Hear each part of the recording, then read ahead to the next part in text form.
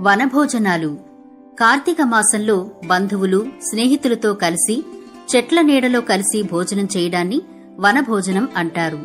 ఈ రోజును ప్రకృతితో మన బంధాన్ని గుర్తు చేసుకునే రోజుగా చెప్పొచ్చు. అసలు కార్తీక మాసం వచ్చిందంటే చాలు ప్రతి ఇంట్లో ఒక ఆధ్యాత్మిక వాతావరణం నెలకొని ఉంటుంది. ఏడాది కాలంలో ఎప్పుడు కుదిరినా కుదరకపోయినా బంధుమిత్రులతో కలిసి కొంత సమయం గడిపేందుకు వనభోజనాలు గొప్ప సందర్భంగా మారింది. పురాణాల ప్రకారం కార్తీక వనభోజనాలు. పురాణ కథల ప్రకారం చెప్పాలంటే కార్తీక పురాణంలో వనభోజనాల ప్రసక్తి ప్రముఖంగా కనిపిస్తుంది.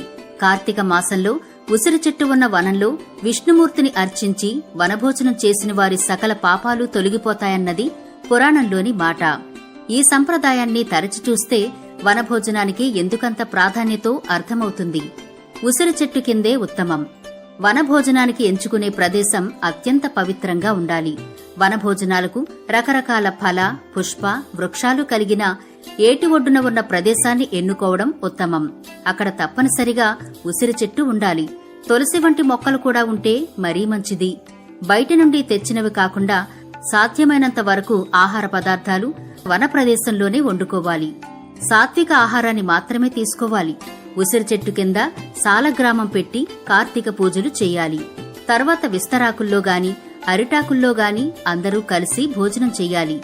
ఇలా అందరూ కలిసి పనిచేయడంలో సహకార స్ఫూర్తి మనకు కనబడుతుంది. స్నేహాన్ని, సమైక్యతను పెంచేదే ఈ వనభోజనాల సంప్రదాయం.